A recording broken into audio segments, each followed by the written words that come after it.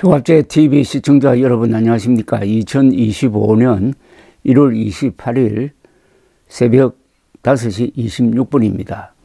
윤석열 대통령이 현직 대통령으로는 처음으로 구속 기소가 되어가지고 서울구치소 독방에서 설을 맞습니다. 이렇게 되면은 인간 심리는 반드시 균형을 추구합니다.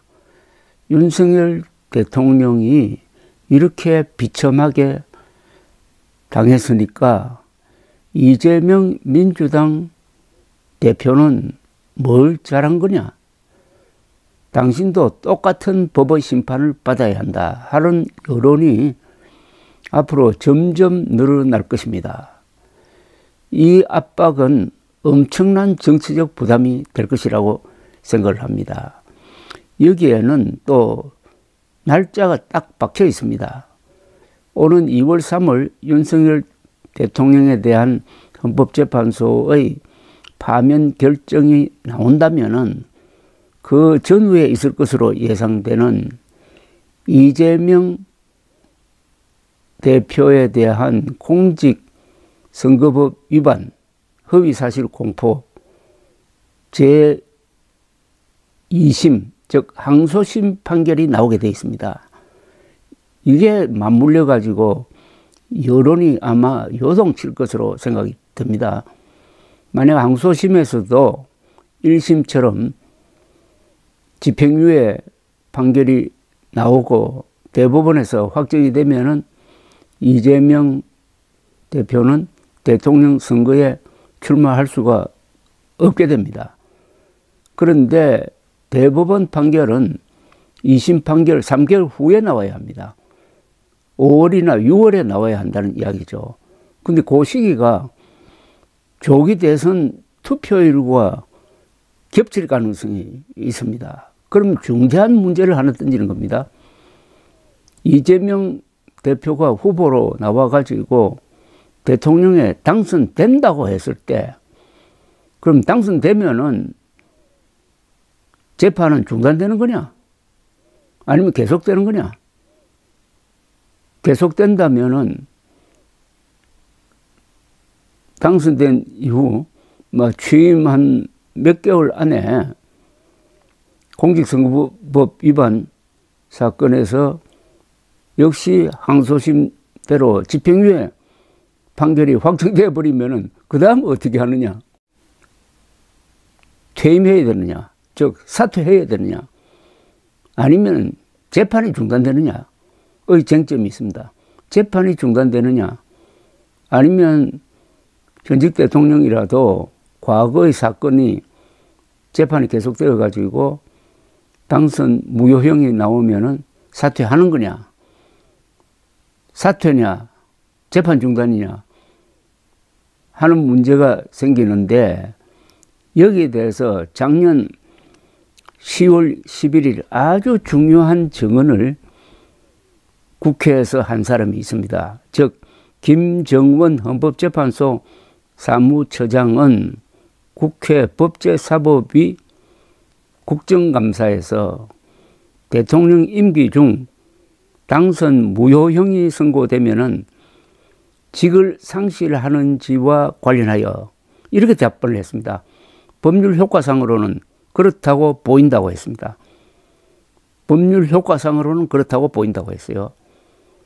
즉 헌법 제84조가 재직 중인 대통령에 대해서는 내란 외환죄 이외에는 소추할 수 없다고 되어 있는데, 이 소추할 수 없다는 게 기소할 수 없다는 뜻이냐, 아니면은 기소와 재판까지 할 수 없다는 뜻이냐에 대한 여러 가지 생각 중에 헌법재판소 사무처장이 재판이 계속되고 그 재판에서 당선 무효형을 선고받으면은 직에서 물러나야 된다 하는 의견을 표명한 겁니다. 당시에는 이게 그렇게 크게 보도되지 않았습니다만은 지금 생각하면은 엄청난 지금 입장을 헌법재판소가 낸 것과 마찬가지입니다. 그러면 아주 심각한 고민에 빠질 수가 없죠. 그런데 이 헌법 제84조를 살려낸 사람은 한동훈 국민의힘 전 대표였습니다. 이건 상당한 그 법리적인 설명의 요함으로 제가 시간이 걸리더라도 좀 소개를 하겠습니다. 한동훈 국민의힘 전 대표는 지난해 6월 8일 오전 자신의 소셜미디어에 이렇게 문제를 제기를 했습니다. 자기 범죄로 재판받던 형사 피고인이 대통령이 된 경우 그 형사재판이 중단되는 걸까? 라는 게시글을 올렸습니다. 그는 어떤 학자들은 재판은 중단되지 않는다고 하고 어떤 학자들은 중단된다고 한다면서 헌법 제84조 대통령은 내란 또는 외환의 죄를 범한 경우를 제외하고는 재직 중 형사상의 소추를 받지 아니한다 해서 소추에 재판이 포함되느냐의 해석 문제가 있다고 했습니다. 한동훈 씨는 이어서 지금까지는 현실 세계와 거리가 먼 학술적 논의일 뿐이었지만은 그대 야당에서 어떻게든 재판을 지연시켜 형사 피고인을 대통령 만들어 보려 하는 초현실적인 상황에서는 중요한 국가적 이슈가 될 거라고 생각한다고 했습니다. 그러면서 어제 대북 송금 형사재판에서 유죄 판결이 선고됐다며 글을 끝냈습니다. 이 글이 이재명을 겨냥한 것이라는 점을 밝힌 셈입니다. 헌법 제84조 대통령 불소추 특권의 범위와 한계에 대해 진지한 연구나 논의가 있었던 적은 없습니다. 이재명 더불어민주당 대표처럼 여러 개의 형사재판을 받는데도 제1당의 대표로서 차기 대선 주자 중 압도적 지지율을 기록하는 것은 상상의 범위를 넘어서는 초현실적인 일입니다. 그러니까 아예 이게 논의조차 되지 않았다는 겁니다. 이런 가운데 한동훈 전 대표는 쌍방울 불법 대북 송금 1심 판결에서 전 경기도 평화부지사 이화영 씨가 유죄 판결을 받자 대통령 불소추 특권에 관한 질문을 던져가지고 이재명 사법 리스크 논쟁을 처음으로 촉발했던 것입니다. 다음 날인 작년 6월 9일 제일 처음 페이스북 글에서 화두를 던진 한동훈 전 대표는 그 전날의 질문에 대한 자신의 답을 내놓습니다. 그는 이렇게 썼어요. 이미 진행 중인 형사재판은 형사 피고인이 대통령이 된다고 해서 중단되지 않는다고 본다. 라고 했습니다. 법률상 재판을 요구하거나 탄핵을 발의하는 소추와 그 요구에 따라 잘잘못을 가리는 심판 또는 재판은 엄연히 다른 개념이라고 본 것입니다.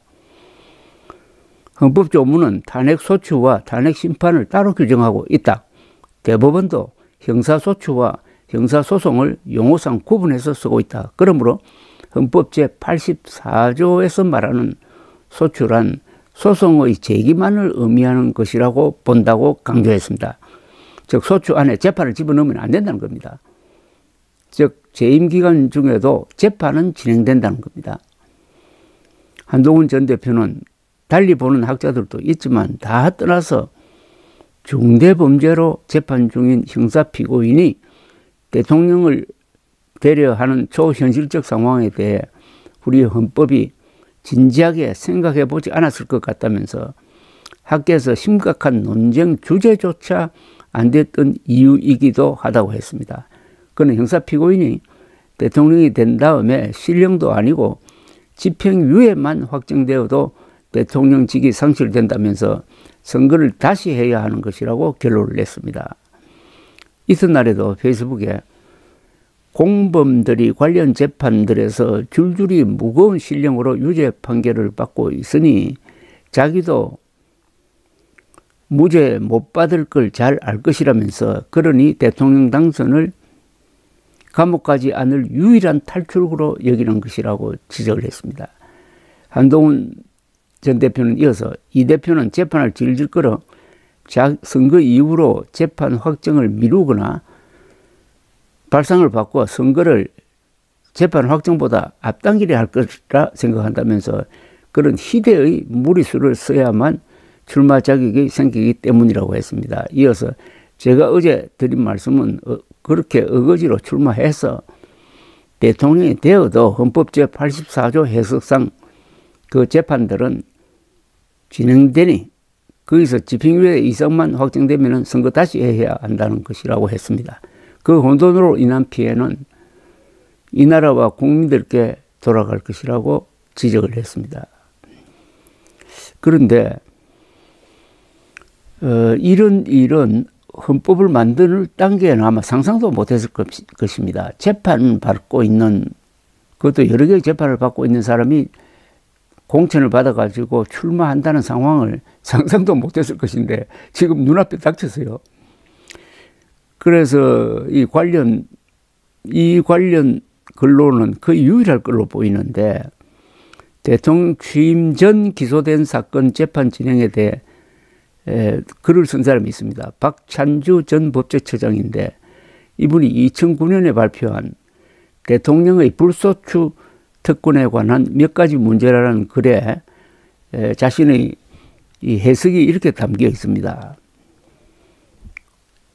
대통령에 대해 취임 전 이미 기소된 사건에 대하여 법원이 재판을 진행하는 것은 헌법 제84조가 말하는 형사상 소추에 해당하지 아니하는가?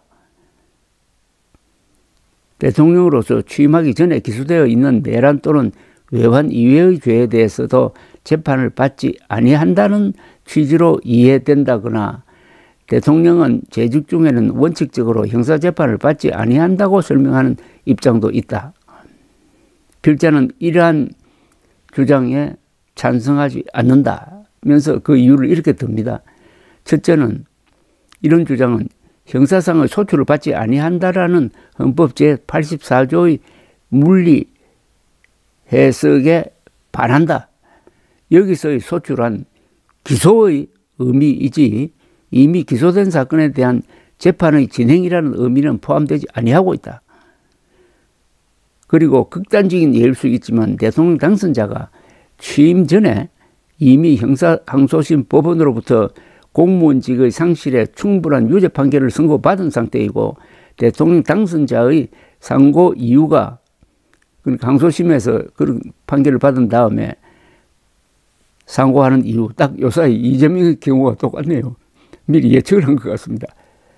대통령 당선자의 상고 이유가 단순히 양형부당을 다투는 정도이거나 무죄를 다툰다고 하더라도 확립된 판례 이론에 비추어 대법원으로부터 법리 오해를 이유로 파기될 가능성이 전무한 상태에서 단순히 판결이 확정되지 아니하였다는 이유로 대통령직의 취임과 동시에 상고심의 판결 선고가 허용되지 않는다는 것은 사법정의에 비추어 용인될 수 없다고 할 수 있다.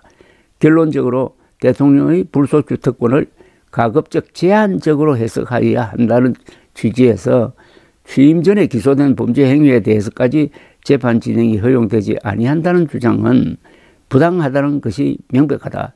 이 법률가들은 원래 말을 이렇게 좀 정확하게 하려고 표현하다 보면은 좀 어렵게 설명하는 경우가 있는데 간단합니다. 이분 이야기는 대통령 당선자에 대해서 당선 전에 진행되던 재판은 재임 중에도 계속 진행이 되어야 하고 거기서 당선 무효형이 나오면은 대통령직을 상실하게 되고 한국의 경우에는 부통령제가 없으니까 대통령 선거를 또 해야 된다는 이야기입니다. 또 해야. 그러니까 이재명 대표가 조기 대선에서 당선되더라도 그가 받고 있는 4개 재판에서 공무원직 상실령 이상의 형이 선고되면 대통령직에서 물러나 다시 선거를 해야 한다는 사실이 지금 헌법재판소의 입장과 일치한다는 겁니다. 공직선거법 위반 1심에서 공무직 상실령을 이미 선고받은 이재명 대표에게 늦어도 오는 3월 중엔 항소심 선고가 있을 것이고, 여기서도 1심 형량이 유지된다면 대법원 판결은 6월 중에 이루어져야 합니다. 이 기간이 조기 대선 기간과 겹친다면 유권자들은 당선되어도 곧 물러날 사람을 뽑을 것인가 말까로 심각한 고민에 빠지게 된다는 거죠. 특히 윤석열 대통령에 대한 파면 결정까지 나온 상황이므로 조기 대선이 있다는 것은 이재명 대표와 법원에 대한 여론의 압박은 민주당이 도저히 감당할 수 없는 수준이 될 것 같습니다. 뽑아주어도 헌딜이라는 공감대가 형성될 것이기 때문입니다. 이럴 경우 윤석열 탄핵은 이재명을 안고 정치판에서 사라진다는 뜻이기도 합니다. 이렇게 되면 법원의 판단에 의해서 윤석열, 이재명 두 사람이 다 같이 무력화되고, 그렇게 되면 검투사 정치가 조금 완화될 수도 있지 않을까 하는 생각도 들게 하는데, 어떻든 이 사안은 이제 점점 현실적으로 다가왔고 그 의미하는 바가 어마어마합니다. 그래서 이걸 공론에 붙이면은 틀림없이 그대로 해석을 해야 되니까, 형사소추는 안 된다고 했을 때 형사재판은 안 된다고 하지도 않았으니까 재판은 진행되어야 한다. 그리고 그 재판의 효과는 유지되어야 한다. 이런 뜻입니다. 굉장한 지금 법리 해석이 우리 눈앞에 와 있습니다. 감사합니다.